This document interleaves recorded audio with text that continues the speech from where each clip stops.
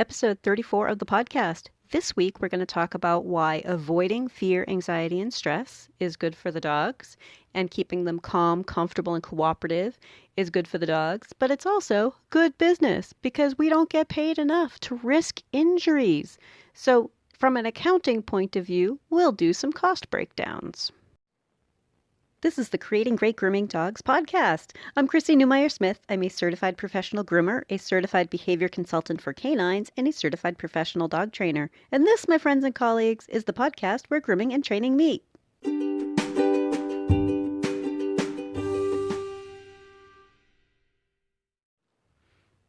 When we work with dogs in the grooming setting, in the veterinary setting, or even at home for safe handling, when we avoid fear, anxiety, and stress, and we build new behaviors, keeping a dog calm, comfortable, and cooperative, when we spend time educating owners and other pros, and when we expect some sort of owner compliance, these things are all good for business.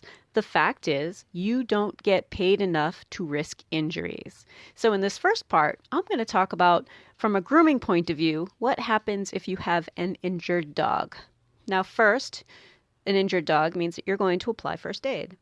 That means everything stops for a little while. If there's other people in the room, they are very likely to come over and help apply first aid. That could be something as simple as putting Quick Stop on a nail, but that could be trying to get a tongue to stop bleeding. That could be trying to get an ear to stop bleeding. That could be someone trying to hold the dog and calm the dog now while it's injured. So I want you to think about taking time to apply first aid. If the dog was aggressive, this could still be dangerous because it's not like the dog calmed down now that it's injured. You might need to leave and bring the dog to the vet. You might need to have someone else come into your shop or bring the dog to the vet for you. If you work alone, somebody else might need to be there to let dogs go for you. Then there's the vet bill. Now, even though I have business insurance, and I'm sure you do also, I still have a deductible to pay. So it's not like my business insurance would cover it all. I believe my deductible is $500. So it's very likely I would pay the entire vet bill. So depending on what happened, I want you to also think, if this is a dog that was just generally kind of being a little bit rowdy or a little bit wiggly, there's reasons why we want to calm them down. Because depending on what happened, you may choose to not charge for the grooming or discount the grooming or offer a free grooming in the future if you feel that part of that was your fault. And sometimes we do. Definitely there are times where it's like, oh man, that was my fault. And it breaks our heart anyway to hurt a dog, but to feel like, oh, that one was my fault, right? So not only did you not make money on this grooming, now you're in the hole for a vet bill, and you might even offer another perk, a free grooming later, right? You see how this is adding up? This is becoming a lot of money, right? Now, you also have an owner who has to care for an injured dog. That could be a dog who has to walk around with one of those Elizabethan collars, the cones, or walk around bandaged. That dog might not be good for their owner either. And I have worked with plenty of owners who ended up calling in a trainer because their dog was not good for eye medication after an eye nick. little scratch on the cornea, not necessarily like a popped eyeball, right? But a little scratch on the cornea from being goofy with whatever groomer they were working with. That owner was mad at the groomer. And I had to explain to her, but you knew your dog's bad for his eyes. Did you ever work on it? She's like, no. So it's not like the owner's going to say, oh, yeah, I know he's bad for that. No, they're upset with you. They're upset with you. Now they have an injured dog. The dog might not be good for them either. Now they might be incurring even more costs because they might need help medicating, or they might need help with wound care or bandage changes, or having somebody come to the house and walk the dog in the middle of the day because the dog can't be where the dog normally is and is on crate rest. So I want you to think about all of these things, all right? There's a lot more cost breakdown if a dog is injured, right? Then, not only did you not make money, you paid out more than you would have made. You've got a hurt dog, you've got a ticked off owner, and at least one owner is ticked off. You might also find that you weren't able to complete all of the dogs for the rest of that day. You might not have gotten through everybody because of the time spent with an injured animal and the time spent talking to an owner about their injured animal. So now other people might be upset too. And then we have the additional part where your reputation can be on the line, because whether or not it was your fault or whether or not you handled it perfectly, that person could turn around and tell everybody how awful you are. This place was so terrible and they did something so mean, right? And it's a nightmare. We all know that that's something that could happen. But I want you to think about, these are some of the risks. We don't get paid enough to risk injuries, right?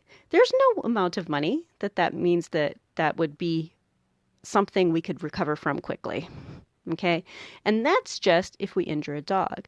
Now, part of why I don't suggest having just a special handling fee that gets tacked onto a regular price is because it gives an impression to an owner that it's just a matter of doing a little bit more effort. Their expectation is that if you pay more, they put in that little bit of effort and the job will be completed. Everyone will be happy, right? They don't get it. They don't understand. So when we say with our safety policy that, you know what, we are not going to get this dog perfect today. We're not going to worry about pushing him through something he can't handle. We're going to try to keep him calm, comfortable, and cooperative. We're going to spend time working on behavior. We're going to spend time helping this dog be good for this grooming and for future groomings. And we're going to avoid injury because we're going to avoid it by avoiding fear, anxiety, and stress. And that's part of educating our owners. We might send them to a vet. We might send them to a trainer. We might send them to a vet behaviorist. We might send them home with homework. But we need to start thinking about that risk is not appropriate. No, certainly none of us wants to hurt dogs. But from a business sense, you lose money. So you also run a risk of losing people. And what I mean by that is it's really hard to find groomers. And part of the reason why groomers are so hard to find is because at some point they just burn out or become their own boss so that they only have to put up with the baloney they're ready to put up with. And I was there. I get that. There's compassion fatigue in our industry. And I was there at one point where I was like, you know what? I don't want to force this dog to do it when I know I made progress. And here it is, the end of the day. He's a little bit damp. I don't care, but my boss wants him to be perfect. Someone else is going to come along and say, just get it done, and undermine all of that good faith I built up with him. All that good faith and all that trust that if we just left it go, give him a chance, next time he's going to be better. But when we're kind of pressured into getting things done, and that might be by somebody we work with or corporate or something like that, or it could be by the owners. If you circle back, you as my listener, who is aware of a lot of these issues, if you circle back and say, you know what, the risk of an injury is expensive. It's just not good business. It doesn't retain customers the way that we think it does. It definitely doesn't. The customer whose dog gets injured is not likely to say, oh, well, you know how he is. I mean, sometimes we get those people, but more likely than not, they're never going to put work into it. They're never going to help you get the dog past it unless we stop making it normal, right? We have to tell people there is a solution set. And modern groomers know how to use this solution set. This is how we get things done efficiently, effectively, and cost effectively. So if you're having some trouble explaining it to a coworker or a boss, this is some of the way that you can describe it, right? That one injury is a big deal and it can cause chaos. Now that's just if the dog gets injured. Let's talk for a moment about if an owner helps. Because sometimes owners are coming in and they're like, oh yeah, I can help with my dog. I will say that I do let owners help occasionally, but I have to be very, very sure that they're following my instructions. But I gotta say, even if you have them sign a waiver of some sort, at the end of the day, it'll always circle back to the professional should have known better. The professional shouldn't have allowed an unsafe situation. The owner wasn't protected, right? It's not a risk to be taken lightly. And if we have owners helping, they often are totally thinking their dog won't hurt them. And we know a dog who is panicked, or a dog who is scared, or a dog who is unsure of anything that's going on around them and just starts to flail uncontrollably. There are lots of ways for a person to get hurt. It's not necessarily the mouth. Could be the dog hurts somebody's back because the owner's trying to pick him up. Or could be that the dog claws them, or jumps up and like slams into them. There are lots of ways for people to get hurt. And if a person gets hurt, that can turn into a lawsuit. Then you still have the same kind of problems you had with the dog getting hurt. Now we have first aid. We might have a hospital run. We might have everybody for the rest of the day not get done. We might have all these things happen. It's just not good business. So if you are an owner and you're interested in helping your dog be good, some of the ways that you can work with a groomer is to ask them exactly what kind of things they would like you to teach your dog so that we can all work together. And then ask if you can be there, right? As a house call groomer, I often have people in the room with me, and I tell them they can sit. I try to get them across the room, sitting on the other side of the table, drinking a cup of coffee, right? Yeah, sure. Stay, watch, and just have a pleasant conversation. And for many dogs, that's enough to help them calm down. And in the rare occasions where I ask someone like, hey, can you just come over and give him some love? That's all I want from them. Just come over and pet him. But because we're trying to avoid fear, anxiety, and stress, because we're trying to keep the dog calm, comfortable, and cooperative, we're also not creating a high-risk environment. And the high-risk environment is not good for business, and it's not good for safety. And in the next part, we're going to talk about what happens if a groomer gets hurt. If you're enjoying my podcast, please remember to subscribe so that you don't miss any episodes. Now I want to talk about if a groomer gets injured. If a groomer gets injured, now think about, we all have to stop for first aid, right? Whether you're working alone, whether you're working in a grooming salon, at least with that one groomer who got injured has to stop and do some first aid. But there have been plenty of times I was in a grooming shop where someone needed to, go get an ice pack for someone else or bandage a hand for them, right? There are times where it creates everybody stopping to get things done. And I want you to also think the rest of that grooming day may be unfinished. The rest of that dog's grooming might be unfinished, especially if you work by yourself. You may end up with an incomplete groom, your hand bandaged, and the rest of the day off, which means you are not making money, right? The shop isn't making money or the business isn't making money. You are not making money. Right there, boom, this is not cost effective. So if we look straight at the numbers, right, there's plenty of good reasons to keep a dog away from fear, anxiety, and stress, because safety is super important for our bottom line, for us to make money, for us to make a living. So if you end up in an emergency room, I want you to think too, if you're working alone, you need to find somebody trustworthy to watch the dogs so you can go to the emergency room. If you work in a shop, I want you to kind of plan on that. Like if you work alone, be thinking about what is your plan, your emergency plan, if something happens and you need to close the door and get, to the hospital. So if you work with other people, there's a good chance that maybe someone's going to be able to finish your grooms for you. Hard to say, but most of the owners will be sympathetic. I've been injured before. Owners tend to be really sympathetic, but they still want you to finish their dog, right? They're like, oh no, but you finished him, right? Because they just don't get it, oh, but he's still damp. Yeah, he is still damp, and I'm limping over with him, and here you go, right? So you're probably not going to charge the entire amount for the dog that injured you. You're going to end up losing the rest of the day, money for the day, Okay, be thinking about that. The business isn't making money for the rest of the day. You're not making money for the rest of the day.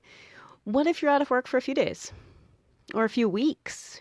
What if you needed stitches and you're not able to use your scissoring thumb? That's a pretty serious issue. What if you ended up needing surgery on your wrist or something like that that could take you out of work for a couple weeks?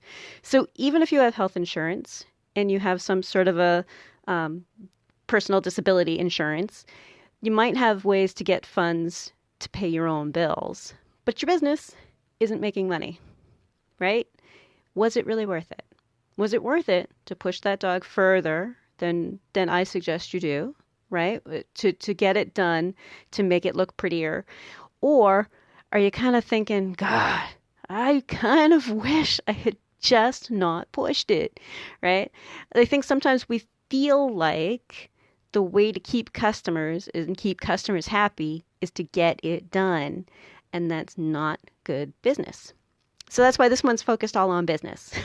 Often I'm speaking from the heart and I'm speaking from the dog's point of view and all the kind reasons to do it. But this week I just want to talk about the sheer just cost. Let's just talk about the cost, right? Now, what about if you got injured and let's say you lost a finger or a thumb, or you decide, I'm going to leave grooming. I can't continue grooming. You now are losing your livelihood and what? Starting life all over again? And at what age, right? And I want you to think, was it worth it? Is it going to be worth it to you in that moment that you're like, well, but a schnauzer's got to have a schnauzer eyebrow, is that going to be what they put on your gravestone? A schnauzer's got to have a schnauzer eyebrow, If we spend the time helping a dog to be relaxed, working on the behavior that we do want, and giving our owners a good education about how they can help get their dog prepared for the things it needs to know in life, and we expect compliance or we don't work on that dog. Those are ways to make money. There are plenty of dogs out there. Find the right customers.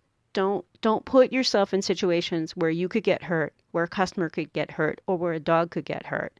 Because even if you're thinking, I charge them an extra $20 every single time as a handling fee, $20 is not even close, not the tip of the iceberg for some of these costs if someone gets hurt or if a dog gets hurt.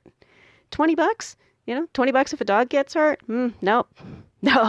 No. Even if they paid $20 every single time they get groomed, nope, they still didn't put enough in the account for you to pay a vet bill and a whole bunch of bandage changes and what it does to your business when they get all upset with you and tell everyone they know, right? When you end up in the local paper as the person who hurt their dog. So I want you to be thinking about the cost breakdown is important. And if that's part of how you can help, maybe a boss or a coworker, start opening their mind about doing things in a different way. Because it used to be that we thought a dog needed to learn when they were younger and that they just couldn't learn it later. And we know now that that's not true. So at some point, you might be working with someone who was taught that at some point. I was taught that at some point. And at the time, we didn't know it was incorrect. But now we do. So now we have this ability to spend some time teaching dogs to be good. And don't we have a responsibility to do it? I think personally, I want the dogs to be happy. I want them to be good for me. I want them to be happy. I want me to be safe, them to be safe, their owners to be safe. And a dog who's better for grooming is also better for their owner when their owner needs to clean bums and clean eyes and look at feet. They're better for the vet. They're just better for everybody. Doesn't that make more sense, right? So if you're working with anybody who is kind of old school, the the kind who wears like a bite like a badge of honor, like, yeah, I got bit Tuesday. Yep, about once a week, like I want you to start looking at that as, wow, that is going to come back and really crush their business someday, right? That's not the way to run a business. That's not helping their customers. It's not helping the dogs, and it's certainly not safe for them either.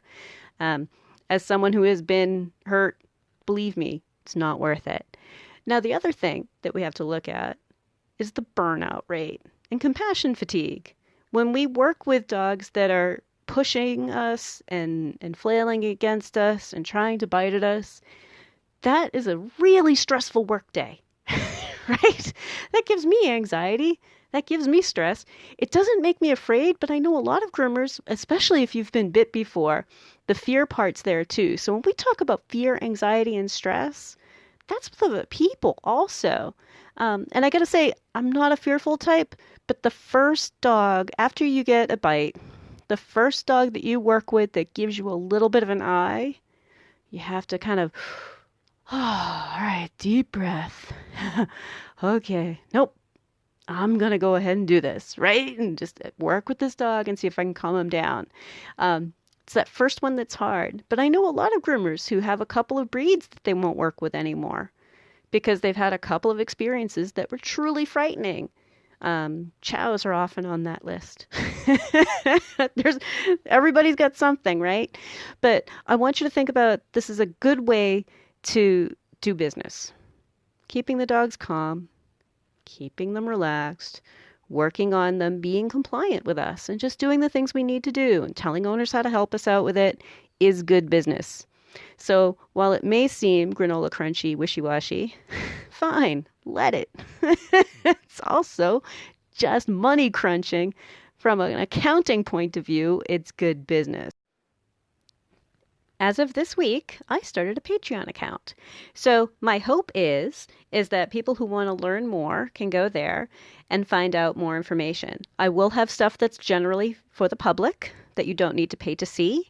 And then I will also have 2 other tiers, and I'll have more information for those other tiers. So that's patreon.com, Creating Great Grooming Dogs. And I've linked that in a number of different places. So I'll put that on the Facebook group and the Facebook page and the web page. And hopefully I can get some more information to you guys that's not relying just on audio.